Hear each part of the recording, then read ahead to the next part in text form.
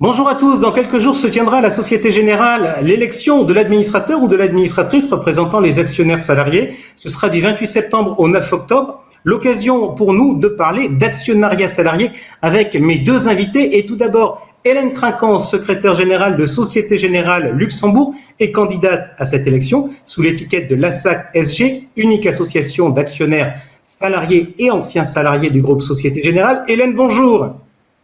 Bonjour Jean-François. Et avec nous également l'administratrice représentant les actionnaires salariés chez Essilor Luxotica, Juliette Fabre. Juliette, bonjour. Bonjour Jean-François, merci de m'inviter. Alors, je suis ravi d'avoir deux femmes à distance pour parler avec moi d'actionnariat salarié. 100% de femmes, Juliette, on est assez loin de la répartition traditionnelle des conseils d'administration. Où est-ce qu'on en est côté parité du côté Essilor Luxotica ? Eh bien, chez Essilor Luxotica, depuis un certain nombre d'années, notre conseil s'est largement féminisé.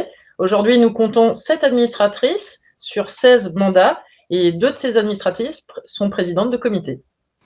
Hélène, quid de la parité à la Société Générale ? Le conseil d'administration du groupe Société Générale compte 14 administrateurs, dont 6 femmes. Cette élection nous donne l'opportunité de faire un pas supplémentaire vers plus de parité, en choisissant une administratrice représentante des actionnaires salariés. Je suis la mieux placée parmi les favorites en ce moment. Ok, alors justement, pourquoi vote-t-on aujourd'hui plutôt qu'hier à la Société Générale ? Parce que c'est quand même une première. Oui, mais c'est tout simplement parce que la loi Pacte impose ce nouveau mandat. Je voudrais juste prendre 2 minutes.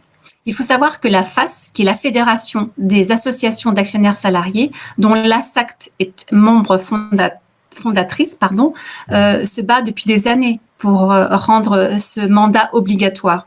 Et donc, c'est un moment important et c'est une victoire importante pour la fédération et pour la SAC-SG qui, depuis sa création en 1987, se bat pour nos intérêts collectifs. En pratique, l'élection, elle se passe comment ?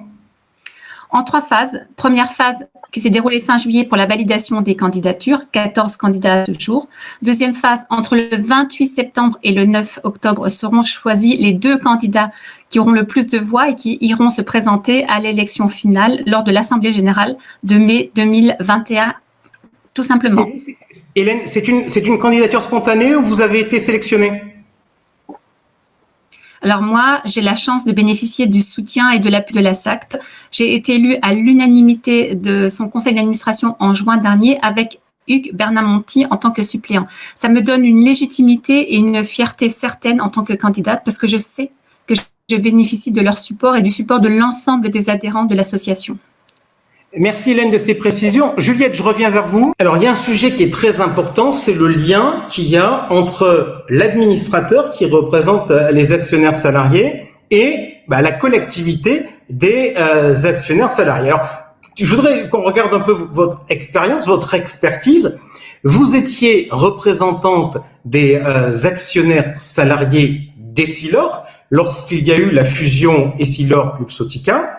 Quand, un beau jour, on se retrouve à devoir, on est administratrice représentant les actionnaires salariés, on est au board et on doit dire oui ou non à un rapprochement capitalistique. En pratique, comment fait-on ?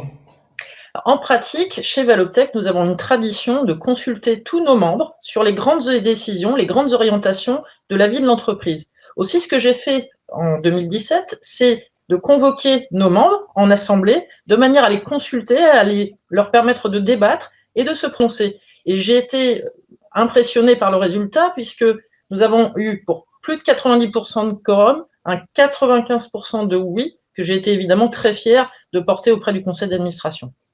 Juliette, là encore, toujours soyons très pratiques.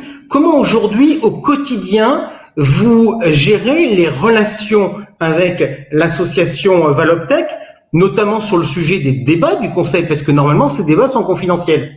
Vous avez raison, ces débats sont confidentiels. En tant que groupe coté, nous sommes tenus à la confidentialité, je suis tenu à la confidentialité comme tout administrateur, et les représentants qui m'ont désigné au conseil me font confiance, tout comme ils font confiance au conseil d'administration de l'association pour les représenter au mieux de leurs intérêts. Mais nous ne partageons pas les sujets confidentiels, ça n'est pas possible. En revanche, nous communiquons beaucoup. Hélène, vous, comment voyez-vous le sujet ? Écoutez, être administrateur d'une banque, a fortiori d'une banque systémique comme la Société Générale, est une très lourde responsabilité. être le représentant des actionnaires salariés, qui est le collectif le plus important en termes d'actionnaires de la Société Générale, est une responsabilité majeure sur laquelle il faut absolument pouvoir compter justement sur l'appui de l'ensemble des actionnaires puisqu'on les représente. Ils comptent sur nous. Donc moi, je sais que j'ai une chance inouïe parmi l'ensemble des autres candidats, c'est que moi, je bénéficie du support entier et complet de la SACT et de ses adhérents. Je sais pouvoir compter sur eux et garder le lien avec l'ensemble des actionnaires salariés grâce à la SACT. Alors, on voit les difficultés à faire voter les gens dans la vie démocratique traditionnelle. On sait qu'il peut y avoir des problèmes de participation dans les élections de représentants des actionnaires salariés. Comment faire? Quel message faire passer aux collaborateurs pour leur dire c'est important de voter? C'est très important parce que lorsque vous ne votez pas, finalement, vous perdez l'opportunité d'exprimer vos intentions, vos orientations. Ne pas voter, c'est subir, c'est ne pas être acteur. Aujourd'hui, dans les grandes décisions de l'entreprise, ne pas être acteur de l'évolution de son entreprise, c'est regrettable parce que c'est subir.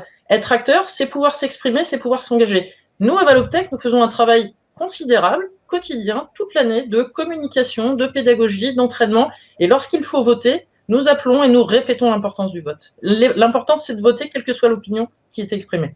Hélène, on vient d'entendre Juliette. Comment inciter les électeurs à voter? Écoutez, tous les arguments cités par Juliette sont exactement ceux que j'aurais repris. Je voudrais simplement en ajouter deux. Le premier, c'est que, comme je le disais tout à l'heure, des gens se sont battus pour rendre cette élection possible et ce serait quand même dommage de laisser passer cette opportunité. Et la deuxième chose, c'est que c'est un vote totalement digital. En 2 clics, le vote est fait. Ce serait vraiment dommage de ne pas le faire. Dites-moi quand même, Hélène, le rôle de l'administrateur, c'est quoi? C'est de faire la stratégie de la Société Générale?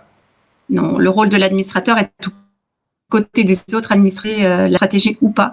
Moi, mon ambition, en tant qu'administratrice représentante des actionnaires salariés, serait d'influencer pour prendre les meilleures décisions possibles dans l'intérêt collectif et dans l'intérêt, bien sûr, des actionnaires salariés. Ok, merci beaucoup Hélène. Merci également Juliette d'avoir été avec nous. Et que puis-je vous dire à vous tous, bon vote. Merci. Jean-François.